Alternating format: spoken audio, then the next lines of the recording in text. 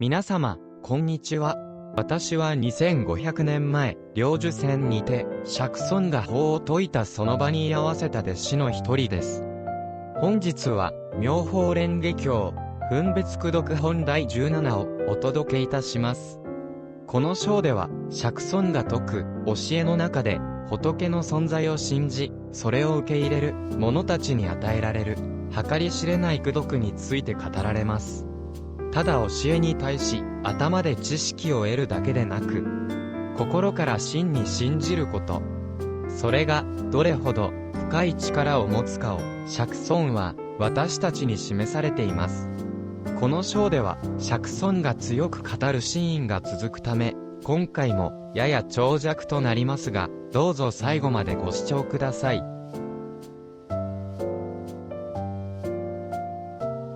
その時、大衆たちは、釈尊が語った如来の寿命が計り知れないほど長いという教えを聞いて、実に多くの衆生が限りない利益と悟りへの糧を得たのでした。すると釈尊は、弥勒菩薩摩訶薩に向かって、こう告げました。言ったよ、私が如来の寿命が限りなく長いことを説いたとき、その教えを聞いた無数の衆生たちが、無生法忍、生死を超えた真理の悟りを得たのだ。さらに、それより1000倍にも及ぶ多くの菩薩たちが、だらに、真理を保つ記憶と力の門を開いた。また、一つの世界を微塵にしたほどの数の菩薩たちが、自在に法を説き、どんな相手にも妨げなく語る弁才を得た。その上、同じく一世界の微塵数ほどの菩薩が、無料のだらに、人のな真理の記憶力と守護力を習得したのだ。また、3000大千世界の微塵数に匹敵する菩薩たちは、すでに決して退かぬ法輪、悟りの教えを転じている。2000の中規模の国土の微塵数にあたる菩薩たちは、清らかな法輪を説く役割を果たしている。また、小さな1000の国土の微塵数にあたる菩薩たちは、あと8回の生まれ変わりで、無常消灯学、悟りの極地に達するだろう。4つの大陸の微塵数の菩薩たちは、4回の生まれ変わりで悟りを開く。3つの視点下の微塵数の菩薩は、3章で悟り、2つの視点下の微塵数の菩薩は、2章で悟り、そして1つの視点下の微塵数の菩薩たちは、次の1章で必ず仏となるであろう。さらに、8つの世界の微塵に等しいほどの衆生が、この教えを聞いて、自分も悟りを求めようと心を奮い立たせたのだ。釈尊が、この数えきれぬほどの大菩薩たちが偉大なる法の折を得たことを説かれると、天空からは、曼だらけや仲曼だらけが降り注ぎ、それは、無数の宝の木の下に座す、諸仏たちの獅子の座へと舞い落ちました。同じく、その花は、七宝の塔の中に増します釈迦牟尼仏や、久しく、滅度された多宝如来にも降りかかりました。また、会場に集うすべての大菩薩たちと、支部の修行者たち、ビク、ビクニ、ウバソク、ウバイのもとにも、花は、美しく散り降りました。さらに、空からは、仙断や、神水香などの香木の粉末が、香りとともに降り注ぎ、その虚空には、誰が打つともなく、天の鼓が自然と鳴り響き、その音は、とても美しく、深く人々の心に染み渡っていきました。また、1000の種類にも及ぶ天の衣が降り、真珠や宝玉、如意、宝珠でできた荘厳な洋楽が、四方八方に垂れ下がり、世界のあらゆる方角にきらめき渡りました。たくさんの宝石でできた香炉に、価値の計れない尊い香を焚いて、その香りが自然とあまねく広がり、集まった大衆への供養となりました。一人一人の仏のもとには、尊き菩薩たちが集っており、旗や傘を掲げ持ち、それを高く高く掲げながら、ついには、梵天、最上界にまで達するほどに高まっていきました。これらの菩薩たちは、妙なる声で、無量の下種を歌い上げ、すべての仏を心から称え、敬い、奉りました。その時、弥勒菩薩は、立ち上がり、右の肩をあらわにして合唱しながら釈尊に向かって喜びの偈を説きました。世尊よ、あなたは実に稀有な法を説かれました。昔から一度も耳にしたことのない尊い教えです。あなたの大いなる力は計り知れず、その寿命もまた計ることはできません。今、無数の仏師たちがあなたの導きにより法の恵みを得たと聞いて、私たちの身は喜びに満ち溢れています。ある者は不退転の境地に至り、ある者は堕落にを得、またある者は自在に法を説く力を得ました。万、億という無数の菩薩たちは、それぞれが不退転の法輪を転じ、また、清らかな法輪を巡らせています。さらには、大千世界の微塵の数ほどの菩薩たちが、それぞれに仏道を歩み、やがて成仏することでしょう。中千世界にも、小千世界にも、無数の菩薩がいて、数度生まれ変わった後に、仏道を成ずることでしょう。さらには、わずか一度の生を残すだけで、すべての知恵を得る者たちもいます。こうした多くの衆生たちは、あなたの寿命が常温であることを聞き、無量無老、清らかな果報を得たのです。また、8つの世界に微塵ほどにも数えきれない衆生がいて、仏の寿命について説かれるのを聞き、皆、無常の心を欲しました。世尊よ、あなたは無料で不可思議な法を説かれ、それによって全てのものに計り知れぬ利益を与えてくださいました。それは限りなき虚空のように無辺なのです。天からは曼荼羅家と摩訶曼荼羅家が降り注ぎ、無数の仏土より釈天や梵天の衆が訪れました。仙壇や神水光が雨のように舞い散り、まるで鳥が空を飛びながら降りるように、諸仏へと捧げられました。天上の鼓は虚空に響き、自然に妙なる音楽を奏で、天の衣は千万億の数にも及び、旋回しながら空から降り注ぎました。また、至高の香炉には根のつけようもないほどの価値の香がたかれ、その香りは自然にあまねく行き渡り、もろもろの世尊を供養しました。さらに、大菩薩たちは、七宝で作られた高貴な旗や傘を手に、次々と梵天の世界にまで至り、一人一人の仏の前に、報道と優れた旗を掲げました。そして、数千万の下をもって、諸仏を称えたて祀ったのです。このような荘厳な光景は、これまでにかつて見たことがないものでした。仏の寿命が無料であると聞き、すべての者たちは心から歓喜しました。仏の皆は十方世界に響き渡り、無数の衆生たちを利益し、一切の善根を備え、無常の悟りへの道を助けられたのです。その時、釈尊は弥勒菩薩にこう告げました。あいったよ。もしも、ある人が、この世に現れた仏の命が、計り知れぬほど長いものであると聞いて、ただ一瞬でも心に信じたならば、そのものが得る功徳は、限りなく計り知れぬものとなる。仮に、良き者たちがいたとして、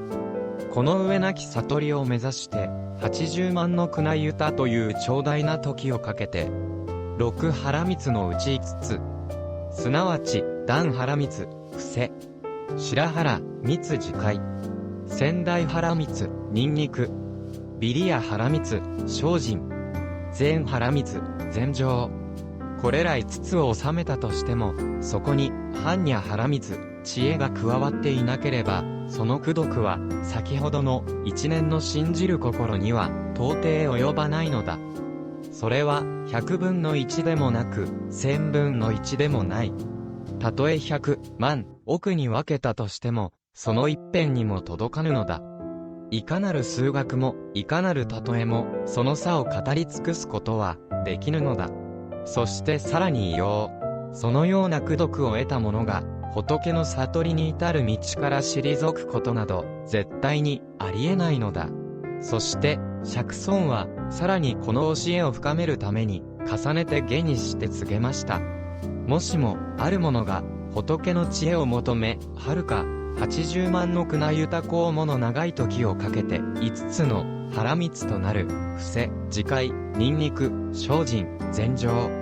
この5つの修行を積んだとしよう。その間に、無数の仏や円覚、正門の弟子たち、あるいは、菩薩たちに出会い、最高の食事を備え、上等の衣服を捧げ、心を尽くして、安らぎの場を整え、香木、仙壇で寺院を建て、園や林で荘厳する。こうした妙なる伏せを、ありとあらゆる手立てをもって行い、その功徳をすべて仏道に栄光する。そのような尊い生涯を重ねたとしても、さらにまた、戒を守り、心を清らかに保ち、漏れなく完璧に自らを律し、諸仏が称える無常の道を目指すこともあるであろう。またあるいは、ニンニクを収め、心を柔らかくと整え、どれほどの悪意を受けようとも、その心は微塵も動じない。慢心を抱き、己を高く見せる者たちから侮られ、傷つけられても、そのすべてを静かに受け止め、耐えるであろう。またある者は、ひたすらに精進し、思いは揺るがず、決して怠らず、無料の功を一心に歩み続ける。人里離れた、静かな場所に住し、座禅をし、歩き、眠らずに心を整える。その修行の因縁によって、深き禅定を得て、89万号の間、その心は、揺るがぬままに安住する。そしてその一心の福をもって、無常の悟りを願い求める。私が得たすべての知恵、その極みにまで至ろうとするのである。このように、100、1000、億号の間、善行を積み重ねた者がいたとしても、今この時、私の命が、常恩であると説かれたのを聞き、ただ一年でも信じる者があれば、その者が得る福は、はるかにそれを超えるであろう。疑いや迷いをすべて手放し、深く、少しの揺らぎもなく信じる者、その功徳の大きさを知る者こそ、過去無量の時をかけて、仏道を歩んできた真の菩薩たちである。こうした者たちは、この経を尊くいただき、やがて未来において、世尊である私が、今日、大衆の前で臆せず、法を説くように、彼らもまた、多くの人々から尊敬される存在となり、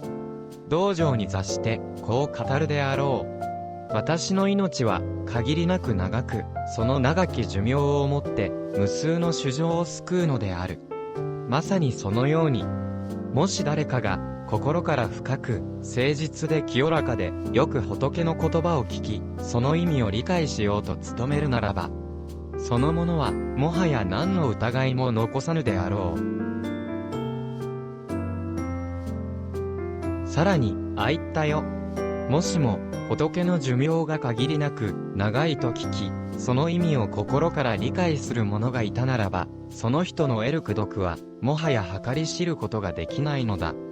必ずや、如来の無常の知恵を目覚めさせるであろう。ましてや、さらにこの経を広く、人々に聞かせ、自らも大切に持ち、人にも持たせ、自ら書き写し、人にも書き写させ、また、花や香り、美しい飾りや、旗、天蓋、香油や灯明をもって、教官に供養を捧げるなら、その功徳は、無量無辺であるのだ。やがて、一切の知恵を、ことごとく手にすることになるだろ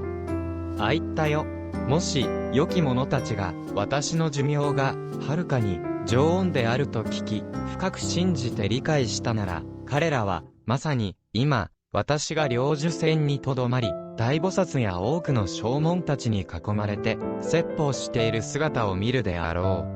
う。さらにこのシャバ世界の大地が、瑠璃でできて、平らかに澄み渡り、黄金の道が八方に走り、宝の木々が行列し、美しい楼閣や殿堂が、すべて宝物で飾られている光景を見るだろう。もし、このように清らかな世界を心に見る者がいるならば、知るがよい。それこそが、深い信心と理解の表れであると。また、私がこの世を去った後にも、この経を聞いて、そ知ることなく、喜びの心を起こす者がいれば、知るがよい。それもまた、深い信心と理解の表れなのだ。ましてや、これを読み唱え、受け持つ者ならなおさらである。その者は、如来を、好みでいただき立て祀るに等しいのだ。あいったよ。この良き者たちは、わざわざ塔や寺院を建て、僧帽を作り、僧たちに、衣、食、住、薬の4つの供養を施す必要はない。なぜなら、彼らがこの経典を受け持ち、読み唱えることそのものが、すでに塔を建て、僧帽を建て、僧たちに供養を施したのと同じだからである。さらには、彼らが、仏の舎利を持って、七宝の塔を建て、その塔は、高く、広く、次第に細くなり、天界の梵天にまで届き、その上に、無数の旗や天蓋、宝の鈴を掛け飾り、花や香り、美しい洋楽、香木、勲香を持って供養し、鼓や楽器、笛や琴を奏で、舞い踊り、この上ない音楽をもって、仏を称えているのと同じだからである。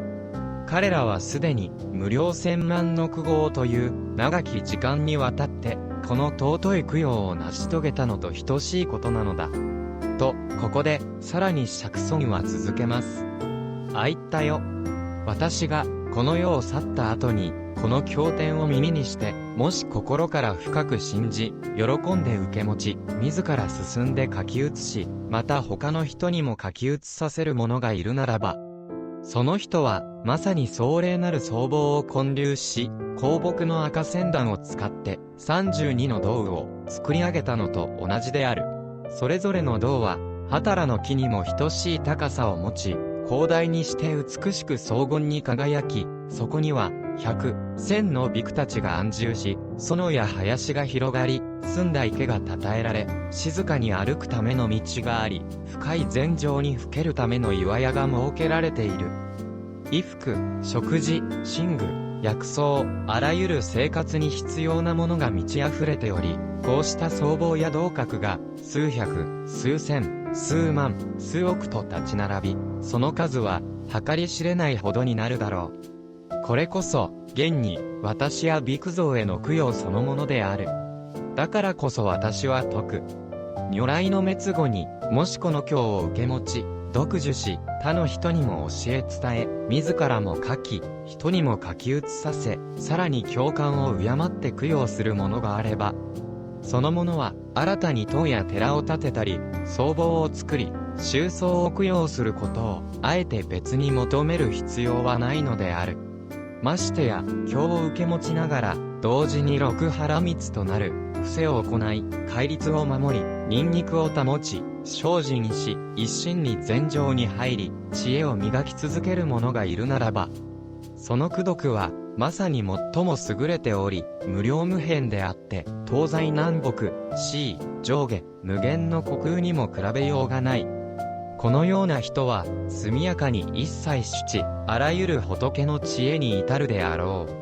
う。もしこの経巻を、読受し、受け持ち、他の人々に説き示し、自らも、また経を写し、他の者にも写させ、さらに塔を建て、僧帽を作り、正門の僧たちを供養し参拝し、無数の法をもって、菩薩の功徳を賛美し、また他の人々のために、縁に応じて様々な方法でこの経を解き明かすことができるならば、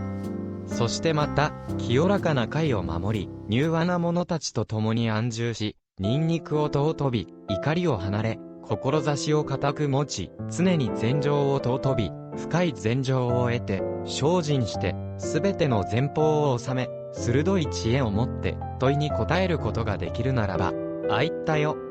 このような者たちは、すでに道場へと向かい、あのクタラサンガミャクサン菩提、最高の悟りへの道に限りなく近づき、菩提樹のもとに座しているようなものである。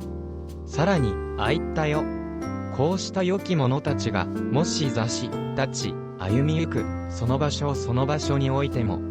そこには、すでに仏塔が立っていると知るべきである。一切の天や人たちは、これを、まるで仏塔を拝むかのように、敬い供養するであろう。その時、釈尊は、さらにこの教えの意義を明らかにするため、絵を持って説きました。もし、私が、涅槃に入った後にも、この経をしっかりと受け持つ者がいたならば、その人の得る福徳は、計り知れない。先に語った供養のすべてをすでに成し遂げたものと同じである。その福徳とは、まるで舎利で塔を建て、七宝をもって荘厳された広大な塔を建て、塔の頂は梵天界にまで届き、無数の宝の鈴が風に揺れて、絶えず妙なる音を奏でるかのようである。無量光もの間、花を備え、香を訓じ、美しい洋楽を捧げ、天の衣を飾り、様々な楽を奏でて供養し、香油と灯火を灯して、昼も夜も灯を照らし続ける。そのような果報を得るのである。悪世、末法の時代において、この経を持つ者もまた、この上ない供養を積んだ者と等しいのだ。さらに言おう。もし、この経を受持する者があれば、それは、仏が現に存在しているかのように、千段の香木で精舎を建て、32の塔を建て、畑の木ほどの高さを誇る僧帽を荘厳し、上等の衣や食を揃え、安らかな寝床も整え、100、1000の修行者たちが住む場所を用意したに等しいのだ。美しい園や林、沐浴の池、禅定にふけるための洞窟まで、ありとあらゆるものを完備して、一切を清らかに整える。それに等しいのである。さらに、もし信じる心を持ち、この経を受け、読み、唱え、出社し、あるいは他人にも書かせ、そして共感を敬い、花を散らし、香を焚き、清らかな国を絶えず灯して供養するならば、その者は、無料の功徳を得るであろう。その福徳は、限りなき虚空にも等しいのだ。これを想像できるか？それほどの福を、その身に積むのである。ましてや、この経を心に抱く者は、ただ読むだけではなく、善行として伏せを行い、戒を守り、どんな苦しみも忍び、心を鎮めることを楽しみ、決して怒らず、人を傷つける言葉を口にせず、仏道を心から敬い、また、多くの修行僧たちにも謙虚な心で接し、己を高ぶらせる心を捨て、常に知恵を深く思い続けるのだ。他の誰かに難しい問いを受けても、怒ってはならぬ。相手の心に寄り添いながら、優しく教え導くのだ。これらすべてを実践できるならば、その功徳は、なおさら測ることができないのだ。もし、このような偉大な徳を備えた説法者を見たならば、天の花を降らせ、その身に天をかけ、神戸を垂れてその足に額をつけ、心の底から、仏を見るがごとく、尊び敬うべきである。また、このように思うべきである。このような徳を備えた行者は、やがて間もなく、悟りの道場に至り、漏れなき知恵を得て、広く、天や人々を利益するだろうと。その人が歩く場所、座る場所、たとえ一下を解くその場であっても、そこに塔を建て、荘厳し、供養するのだ。なぜなら、その地では、仏が、受用、すなわち、仏が、自らの悟りの力をもって、衆生に恩恵を施すために、常に存在しているからなのだ。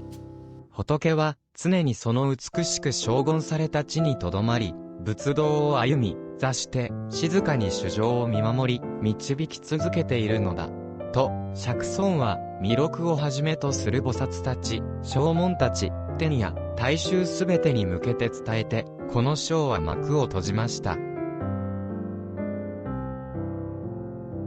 いかがだったでしょうか。今回の妙法蓮華経分別功徳本第17では、釈尊が説かれた如来寿量本第16での仏の命は永遠であるという真実を信じることの功徳が明かされました。